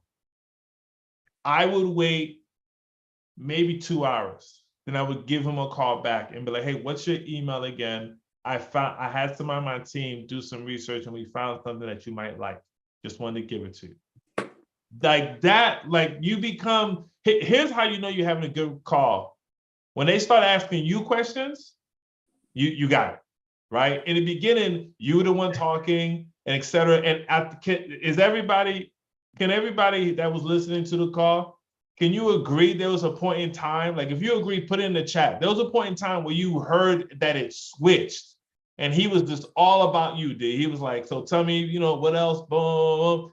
And then you kind of got a feeling when he switched back to being like the broker again, when you mentioned the price, and he was like, yeah, well, we're at like 180, right? Because he wanted to make sure that the relationship, the friendship he was building with you wasn't going to cut his money short, right? Because he can't sell it at a low price. But that's when you killed it, man. That's when it happened. And so now all you have to do is make sure you continue to build the relationship, reaching out, connecting, you know, hey, next time you're in Atlanta, let me know. We go out, you drink, or, you know, whatever it is that you do. And I promise you, that is a guy who's going to like always have you in his back pocket as the cool guy, right? Like, oh yeah, this guy's pretty cool. You know what I'm saying? So good job, man. Like you knocked it out the park. No, I appreciate it. Thank you, everybody. But I didn't mean to cut you off either, all right? Because I want to kind of get the recap of your call too. No, listen, I heard a little bit. So this is what this is about. You know what I'm saying? Like you get a call, you just start fire flagging the hell out of the screen so we can throw you on, because I promise you, the 50 plus people that is here right now got more value out of listening to you make that call than us talking about the review of a call that just happened, right? We want the activity to come. Like when Peter and I have talked, there's a point in time where this thing is going to be buzzing with so many phone calls that it's not going to be all of us in one room. We're just going to have separate rooms, right? And we're okay with that because that's going to be so much activity on a Monday afternoon that there's no way we're not closing deals. It's impossible. We're doing what is supposed to happen. And broker outreach or seller outreach, to Jonathan's point, we were talking about earlier, is the first step. Everything else that you guys are doing, it means nothing if you are not reaching out to brokers or reaching out to sellers directly and building the relationships that it takes to get you the deal. Remember, 1 + 1 is 2, but 1 × 1 is 11, and that's what you're looking for. That's Peter's math, by the way. It's not mine. That's how I got to his billions. Just multiply it however you feel like. There you go. There you go. I loved it. I definitely loved it. I agree with Eddie. You do notice, like at one point, he was like, "Oh, this guy might be able to help me now." Like, because I'm pretty sure no one's ever asked him. You know, you can tell there's like a little bit of that surprise. Amazing call. Actually, because he seems like he doesn't know what he wants to invest in, I would maybe be like, hey, like, are you interested in 4 units or commercial units? Like, I do this, like, become the expert now where he's trying to learn from you. And then that way he's going to start asking all those questions again, like Eddie was mentioning. And then all of a sudden you have him on your team, like, hey, do you have someone who does your underwriting? Like, how do you underwrite deals? Obviously, those are questions you can save for future, but it's good to be like, okay, let me know how you think, so I know that, hey, they may even do the underwriting for us now. You know, hey, right. This is right. Or maybe they just don't like underwriting. Cool, go reach out to sellers. Like let's work together. And you built a foundation for that relationship, that you have someone that's on your team that you're not gonna have to pay up front, you know? And what if we reach out to sellers out there and we can't buy? Like, the numbers just don't work. But it makes sense to try listing it on the market. Get a referral fee from the broker. They'll pay that out all day. I'm a broker in LA. Someone called me like, hey, I got this listing for you on a silver platter. Give me 25 or 40%. Hell yeah, I'll do it. I gotta be crazy not to, you know? So you built that relationship where you can also capitalize on that end too. No, I appreciate it, Ed. Thanks, man. Great call. Any other feedback? Peter? Absolutely. And Jonathan, we're going to get to you in just a minute. I appreciate you raising your hand, but I've got to jump in here just for a second. I'm going to be a little bit of a jerk like Eddie thinks he was too. Just you know, I'm with it. And I'm lying, but when he said, you know, when you found out there was very little debt, and I got on late. So what was the value of the property? What are they asking for it? 5.25. Okay. So $1 million in debt, pretty small amount of debt, not an assumable opportunity. Perfect. Don't, just because there's high equity, don't assume there's not a seller finance opportunity, right? You basically told him that there's no seller finance opportunity. Not necessarily true. Now it sounds like in that case, probably isn't. He's looking to cash out for a 1031 exchange. But on another call, I might revisit that. Just, you know, I mean, get the numbers, see if it's even in the ballpark of going past the napkin. And if it is, LOI might include some level of seller financing. Doesn't mean financing the whole thing, right? That could just be a piece of, we'll put 2.5 million in debt on it, and then we need you to carry, whatever. So there's always a possibility for seller financing. Don't rule that out. The other thing I want to point out, I mean, the whole thing was absolutely amazing. This is what this is all about. This is you just gave me my win for next Sunday night's Multifamily Freedom Chaser Zoom. I will have my hand raised first, and I will talk about this call. And I want you right next to me with your hand raised so you can talk about this call. Absolutely. I mean, to see other people stepping up and doing this is so awesome. I can't even believe it. I was so excited about Eddie's call because he executed it perfectly. And then I get booted off, and I come back on, and you're on there crushing it, maybe better than he did. That was beautiful Absolutely. to watch. But one of the pieces that I really want to point out is you asked him if he's an investor, if he's also looking to invest in deals. Yep. My guess is you would not have asked that question if you hadn't just heard Eddie model that. Is that a fair Absolutely not. statement? Fair statement, 100%. So I hope everybody caught that, right? We're here, we're all learning as we go. And he learned and he executed right away. And there's so many things you did, Eddie, on your call. Holy cow. I mean, and you both did, right? You both made that connection. Oh, I went to school there. Oh, you moving up in the world. You should have pointed out that she moved next door to one of your partners, but you failed to do that, but that's all right, Eddie. And I lost it. Can you hear me? Yeah. Can you hear us? Stop the video. If I stop the video, maybe that'll help. But anyway, take it away. Jonathan, ask your question. Jonathan, let me bring you on here, man. Good job to everybody, man. Just killing it. Jonathan, do you have a question or something for Darryl, or just something else? Well, what I wanted to do was I wanted to know if I could make a call. I have 4 replies here, and I was willing to make a call. Yeah. So typically we're done at 3:30, but because you have a call, we're going to keep this thing going. Let's go ahead. Let's make this call. All right. So I'm also going to share my screen here. If you guys Hold permit on. me. I would have to give you ability to share. Hold Let me on. share so you can all hear the conversation. While you guys are doing that real quick, I'm going to answer this question by Susan. The CFOs call for offers. Reason why that's important is because you want to make sure you know when they're expecting offers and if they have received any yet, because that'll tell you what the market kind of thinks of the price point. If it's been on the market for a long period of time, they don't have a deadline. They're kind of like hoping something comes in at their ask price. Or if they tell you they have multiple offers, you know how to kind of how much effort or kind of what your strategy is when approaching that deal. And then the deadline, of course, is you don't want to find a great deal, be like, yeah, I'll send an offer, and then you missed the deadline because you didn't know about it. 1031 be creative. Ooh. So that was a little bit tricky. It can be creative, but not in the way that we are accustomed to thinking of creative. It can be creative by doing what's called a reverse 1031, which is something I was doing some research on this weekend. So Which is say it again. That's one more thing I wanted to harp on. Go ahead.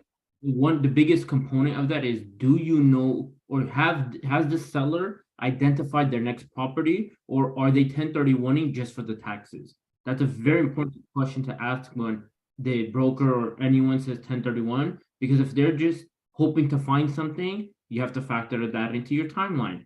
If they've identified something, that's something else you have to factor in your timeline, because now your turnover period is going to be a lot quicker than a traditional sale.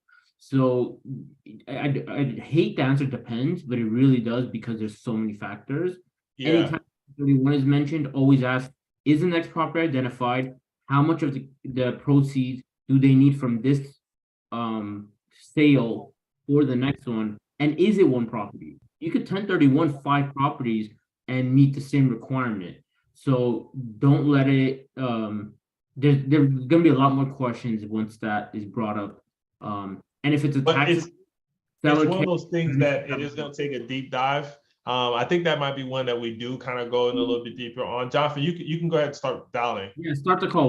I'll Okay, and by the way, I did add, in case you all want to know about a 1031, I just put a link in there to my website where it talks about what it is, so you can understand it a little bit better with references. Perfect. Thank you. All right, I'm going to make this call real quick. If you can't hear anything, let me know. If it's dialing, we can't hear anything. Now we can. Can you put the property back up for us too?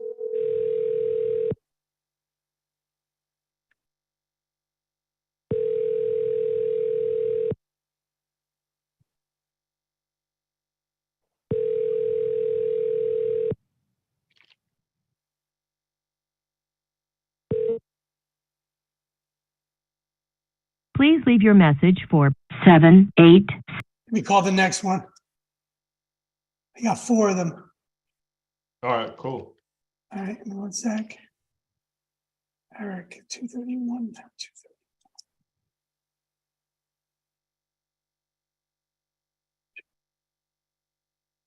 There we go.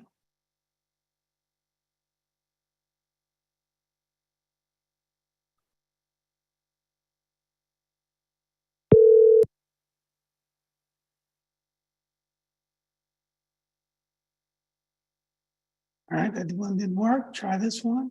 1561. Notice the velocity here, guys. See how quick I'm doing this? Pushing through.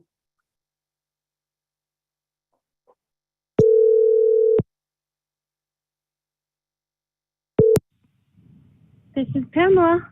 Hey, Pam, how are you? John Asbell, I'm an investor. How are you?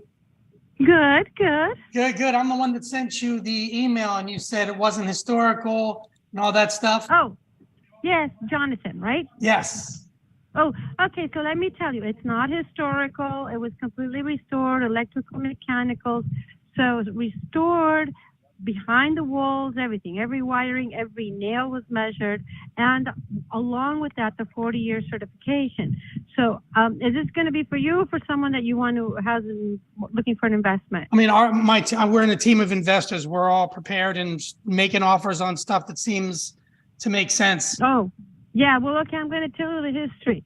So this one was almost a condemned building. We came over, we saved it. There was liens, there was taxes. 98-year-old lady left it abandoned and all that. So these people had to come in and completely come and redone and regut and pay everything there. It took them more than 2 years to get it done. They were not in a rush because they just wanted rental income. These guys are from Argentina, 3 brothers, and Australia. They're developers going out of their like main business, which is huge business. And Is they that just the wanted to guys that step built into all the- that stuff up in Midtown and in Wynwood? Those guys? No. These guys are smaller. Like, I mean, they do big buildings in Australia, but they did a small, like they did the Visa building, entire Visa building in Argentina. No, they just wanted to do something small. So what the guy did, the one that's here is an architect, and he loves homes. That's what he does. So one of the brothers, his daughter died, unfortunately, 45-year-old, and it was a big shock. And when that happened, he said, you know what? I just don't want to have anything. I don't want to take care of any business. I'm done. I don't need this. I can travel in my yacht all over the world, whatever. So these guys took their time. They didn't go cheap. They did the basics, you know, they did new appliances. We put washers and dryers. I mean, and I picked out the building. Washers and dryers are because of- permitted? Are they allowed to have that in that building? Oh yeah, Okay. well yeah, because they went down. They completely went down and gutted it, kind of like gutted. Like they went through the whole thing with permits and all that stuff. Washer, dryer, new water thing. So like you're not gonna have to move anything in 10, 15 years because it's all up to code, all new. I mean, every single mechanical thing, every single wire of the plumbing and electrical, it's like brand new. They came and measured the nails that go in the door. I mean, this one is not going to go through like all this revision like all these other places are going to do. And the construction will actually, you won't be able to do the construction within what they did because it's just very costly now. So the building is going to, you won't get any like expenses, or you're just going to get higher little cap rate. You'll always have that income. These are units that if you want to sell individually, you can get them later, get the folios and sell them individually if you wanted to. And it's just a block away from Lincoln Road. It's pretty nice. So I'm looking here at the tax record. It looks like it's zoned for multifamily, 10 units, both the land and the building. When you say that it could be sold individually, I mean, obviously we'd have to get all that, you know. Yeah, if you want to do like, you know, in the future, because that's what they wanted to do originally, because all of the units have their own AC. They did it. I mean, they did everything. So for each unit to go on their own. I see. And so it says here that they bought it like in 2018. Is that right?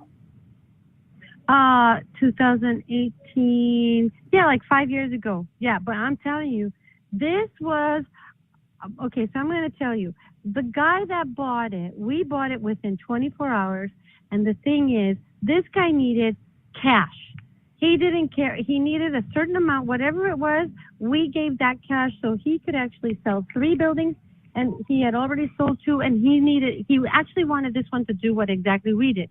But this guy needed $1 million, or I don't know how much he needed, whatever the sale of the building was, for him to go and get in Fort Lauderdale a huge building, which was a great opportunity. The only way he could do it was when he was selling this other one to get the cash. And this guy said, I need the cash now. I'll give you the opportunity. So he got the opportunity for Lauderdale, and we got the opportunity at the beach with that amount. So are you guys now the owners? Is that what you're saying? The brokers are the owners? Well, no, not me, my friends. Oh, okay, I see. So these people friend. These people that are buying this, who bought this are your friends?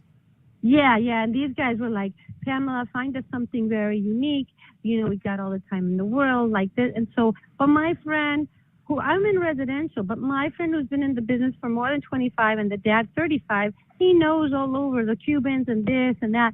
And these guys have the buyers they're always looking for the Cubans to sell to them, and they have the buyers, and that's what they do. But I said, listen, I have someone. I know you always have off market stuff. As soon as you have something, tell me. And he called me because there was somebody else that wanted it, and they'd rather deal with me because he knew me, and my buyers were qualified to do the deal in 24 hours.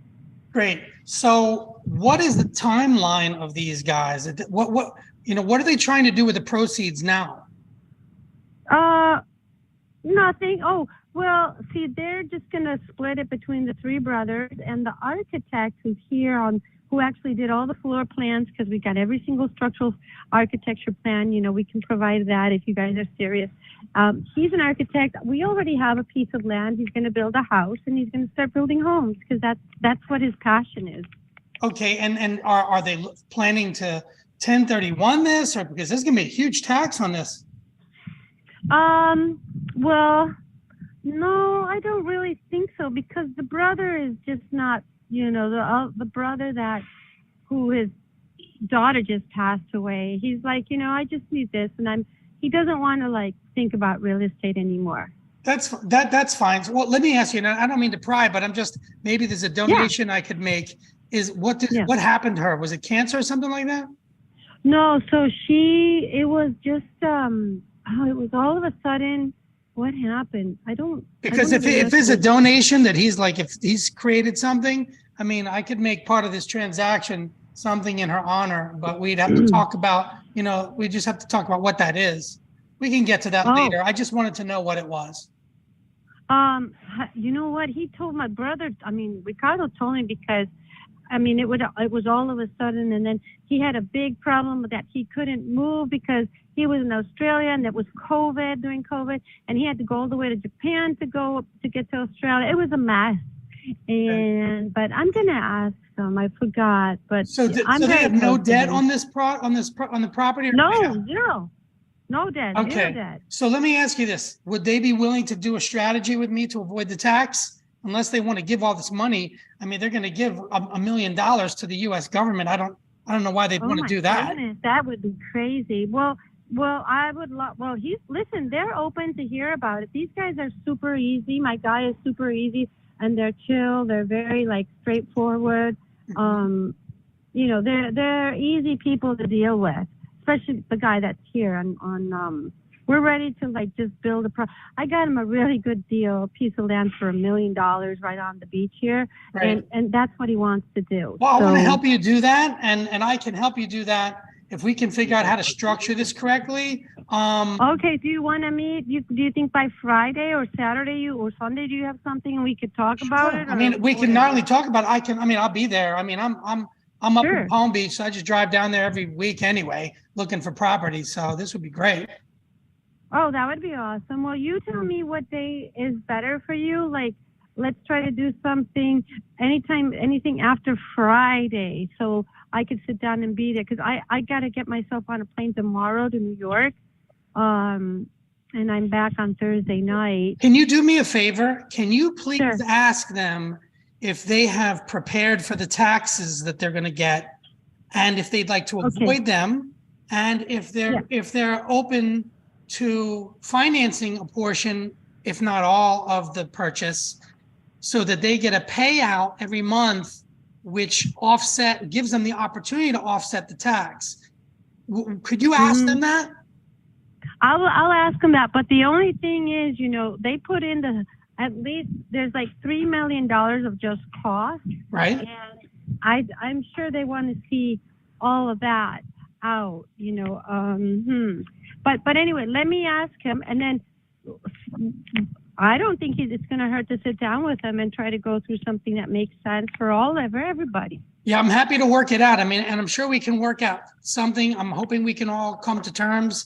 Because listen, it's such a nice property. They had no intention of selling it, because they really put a lot of time and look, and I mean, it was really nice. They did, and I got to tell you something. The layout of that property, like let's say the 600 square feet, feels like it's 750. You don't feel it. I personally picked that one out because I said, wow, this is no way that this measurement is like that. And the way it is, it's such a cool little building that is going to last like, wow, for a long time. So is it currently rented, or is it fully rented? Yeah. We like literally within less than, I don't know, I think within January, they already rented 8 of them. There's 4 units pending, and most likely they're going to rent. Oh, I'll send you didn't get anything. I'll send you the whole rental, the operation costs and all that. Okay. So, don't forget 2019, 2020 doesn't mean much. It was a wash year with COVID. 2019, 21 and 22 are going to tell me what I need to know, if that's okay. Yeah, well, he he just finished the property like late December, literally November, December. We were waiting on some big pieces to come in, and so he rented. He started putting them out for rent, I think.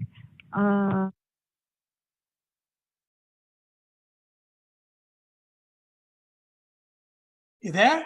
I lose you? Hello? I think I lost her. Man, you were killing that call. Lost her. I recorded the whole thing. She wanted to sell you that bad boy today. You understand me? Like, And she's praying that her customer wants to sell it to me. oh, absolutely. She's like, oh, I found me a whale. We're gonna sell this. I've never seen, yeah, Sean said she was definitely working. I've never seen now this is the first time you've spoken to her, right? Like on the phone? Yeah. I've never seen a broker work so hard to sell a deal. Like, it was beautiful. Absolutely. Yeah, she got the relationship with the people. She's not a commercial broker. Her eyes got zeros in them, like with the X's.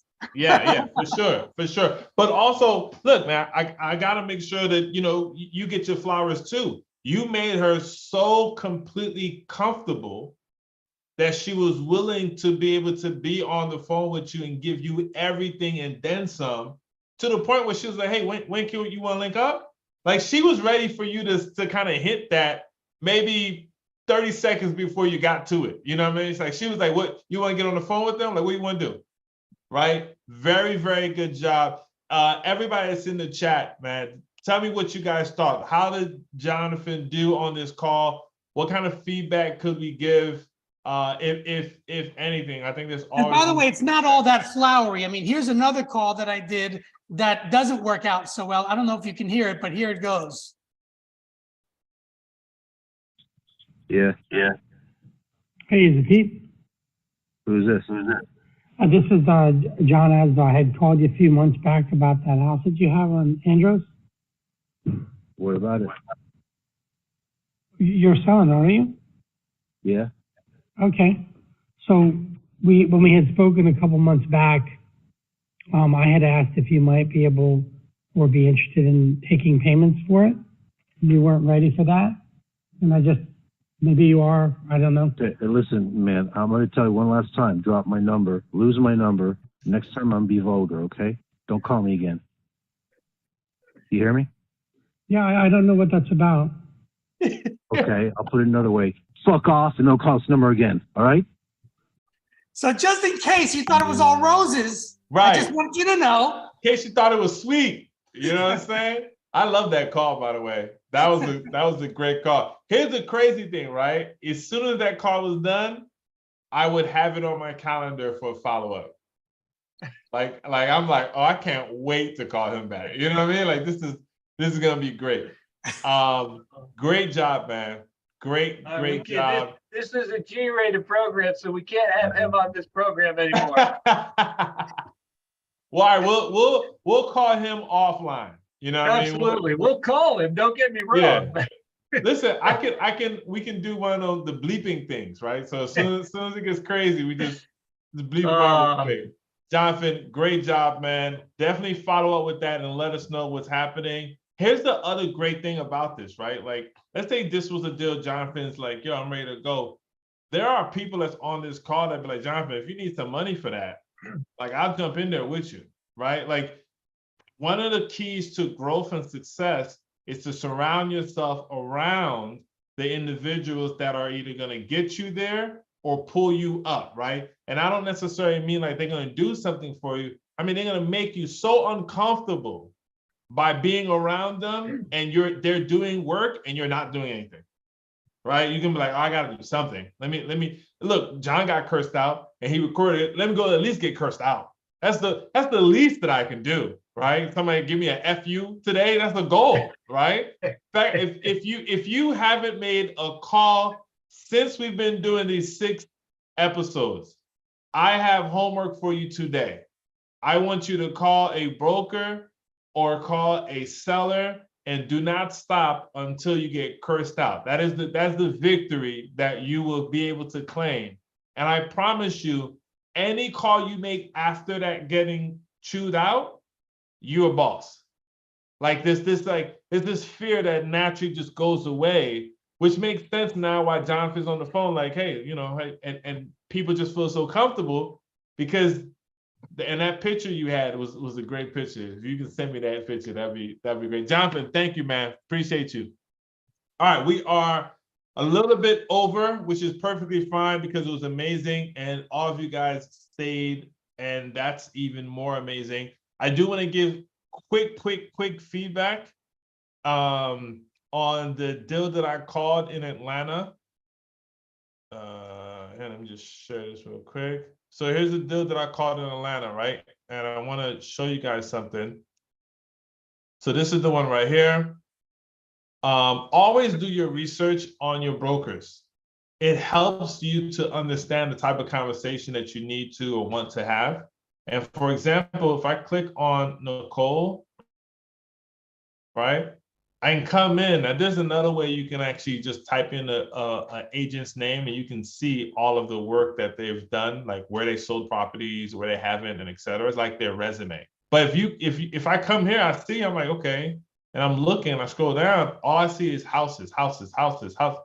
So what does that tell me? Is Nicole a broker that does commercial, or is this more so somehow she got stuck with this commercial property? Yep. She's more in the realtor space. An agent. She's an agent, right? And it makes even more sense because this particular property is bankrupt. So somewhere along the line, probably someone in her office got this and was like, I'm gonna kick this down to Nicole. Hey, Nicole, here's this. You got to try to sell it, right? Now, how does that help us as far as negotiation? I don't know yet, which is going to be interesting. I can't wait for Ed to dive in deeper on this one so that we can kind of see what's going on. She already sent me the info, and Ed, you'll get that email in like 10 seconds. Because I believe I looked at this before. That's the last thing I wanted to add. I looked at this deal before. I think we underwrote, I did a napkin on this before. And at the time, the seller did not want to sell it. He wanted, remember I asked him for the price and I said, is it at 180 per unit? And she corrected me and she said, no, it's 16 million.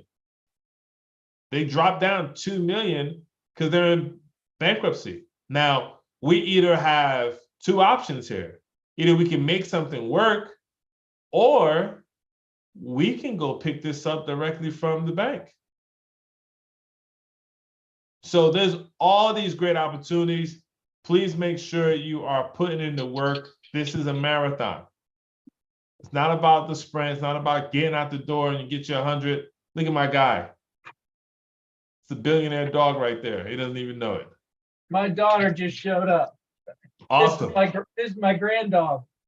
Awesome. Perfect timing. Is that called a short sell? Not necessarily, but that's a different thing. But it wouldn't necessarily be a short sell. Are we interested in single family portfolio? Absolutely. So listen, I'm about to put all of the things that I'm interested in. And obviously, we're all here working together as a community, as an ecosystem. I'll put my contact information so you guys can send me some stuff. I do want to make sure that we remind you all tomorrow night is napkin underwriting. All right. Make sure you come on to learn. Make sure you come on to be able to bring your deals. You talk to a broker today, bring it over. We will napkin underwrite the thing. Make sure you have all the stuff that you need. It's going to be great. And then this week, are we doing debt broker? Is that this week or next week? Yes, we are. Week. All right. So, man, this is a jam-packed week. So here we go. So tomorrow night, we have napkin underwriting, 8 p.m. And then on Wednesday, we have debt broker conversations. Basically, this is where you learn how the money comes into play. You got the deal, you underwrote the deal. Sounds like it should be for an elevated napkin underwriting. Sounds like it should go from napkin underwriting to elevated underwriting. Perfect. Okay, while they're doing that, now it's time to think, okay, well, what about the money? How do we actually afford this thing? That's where Jerry and his wife comes in and goes through exactly how to be able to do so, right? How to be able to find the money, how much you can actually afford to get on this, all the details, all right? And then over the weekend, we know Marcel and Trevor and some of the other of the multifamily freedom chasers are going to be in Houston doing an event. And yeah, Jerry is awesome. That dude is freaking amazing. And they're going to be doing an event with golly, now I got his face and not his name now. The rock star of multifamily. Robert, thank you. Robert Martinez is going to be there, and they're going to be doing an event. If you guys are not following them on social media, please do, because they plan on doing a lot of live streaming and trying to give you guys as much game as they possibly can. But here's the real benefit. The real benefit is on Sunday night, they're going to be doing live with Robert Martinez for our activation Zoom. So this whole week is jam-packed, right? We're doing all the things. Make sure you are plugged in. This is your community. This is your ecosystem to be able to get better and do great things. Again, I put my information in the chat. Ed put yours in. Peter just put his YouTube channel. Please go subscribe to his YouTube channel. You'll be able to catch all of the calls, all of the things that we've done on his YouTube channel. I have my little thing, look, wrong side, right here. If you scan this, I think it does something. So just scan it and see what it does. I think it gives you all of my contact information and details as well. And yes, if you go to the Freedom Chasers Multifamily Facebook group, you will see the link and everything there so you can join. But we all post it. All of us will post it. You'll see it on our Instagram, where you can be able to sign up and make sure that you don't get left out. So if you're following us, you'll see it come up. If you're not following us, you should probably just follow us so that you can be able to catch it. All right. With that being said, I think we're all good. Peter, you got anything you want to end this out with? That's it, guys. Just appreciate you being here. I can't believe we had almost 40 people here 2 hours in. And we just look forward to seeing you again next week. Thanks for all the positive feedback. Please go to the YouTube channel and subscribe. Get connected to the Freedom Chasers. Plug into this ecosystem. Everything is to do your first deal is right here, guys. Stay connected. Keep coming back, and we'll see you we'll see you tomorrow night. There it is. See you tomorrow night. Make sure you connect with us. Here's my contact information there. Love you all. Be safe. Stay charged up and keep the good fight going. This is the way.